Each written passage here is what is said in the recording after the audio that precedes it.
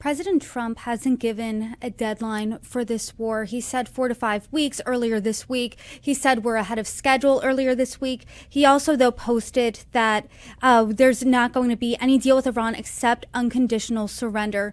So do you think that we could expect the likelihood of a potential attack to go up or down depending on how long this war drags out? The first thing I would say is to stop trying to read the tea leaves on the administration's various statements, because this administration deals with public statements in a different kind of way than past administrations have. So 2 to 4 weeks, 4 to 5 weeks, 2 weeks, less, we've heard it all. The bottom line is that the longer the war goes on, the more the regime in Iran feels that this is an existential threat for them, either in the near term or more likely that the United States and Israel have done so much damage to the regime and its elements of power that it's so weakened that maybe over time in the near to medium future, Iranians will rise up themselves, create a political alternative that, by the way, does not yet exist in Iran. To the extent they feel that there's an existential threat to their revolution, they will want to carry out attacks against their perceived enemies. But that has a tail as well. It's not like the threat ends when the war ends. And so we're likely to see a spike in international terrorist threats from Iran and its proxies, but also from others, including those who hate Iran. Al Qaeda and ISIS, they have nothing nice to say about Iran. But when one bad actor successfully carries out a plot against a shared enemy, they all get excited. Right-wing extremists who hate Muslims were very excited when Islamic State carried out an attack as the United States withdrew from Afghanistan. Al-Qaeda, which hates Hamas, was very excited on October 7th. Far left and far right activists in the West were very excited over October 7th, though they don't really care for the Palestinians.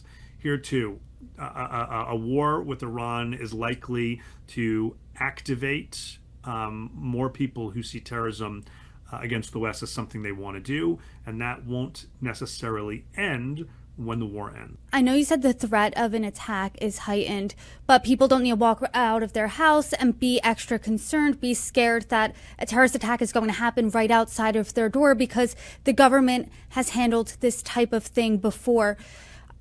Do you think that the American people need to prepare at all? Do they need to do anything or just continue living their normal lives as of now? I tell people not to stop what they're doing, to go ahead and live their life, but to be vigilant. That's all we can ask of one another. And the benefits of living in an open society are that we have this fantastic life. The vulnerability is that bad actors can take advantage of it. So we should do what we can to mitigate the threat, and we should go about living our lives. Do you think that there's anything missing then from this conversation? You're the expert here, and I'm grateful for you, like I said before, for coming on, because I'm scrolling through social media and I'm seeing video after video of sleeper cell, what's this, what's that, the potential for an attack. And that's getting inundated in so many other people's feeds. I mean, what do you think's missing then from this whole dialogue on the heightened threat here?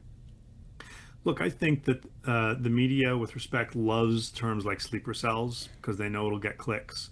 On the flip side, it has the potential of sending people into a doom-scrolling rabbit hole. And so my message is very simple. We are at a heightened threat.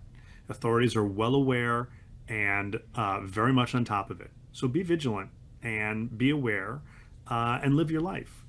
And more than that, we can't ask ourselves. There is a heightened threat. There's no question. We're at war with a state sponsor of terrorism. If you think that they won't employ terrorism, you haven't understood what this regime has been about for 47 years. But it doesn't mean that they'll succeed. It doesn't mean that they're, black belt ninjas who can, do anything at any time. It's not the case at all.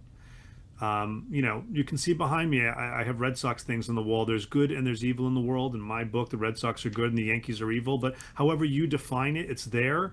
Don't let it define your life.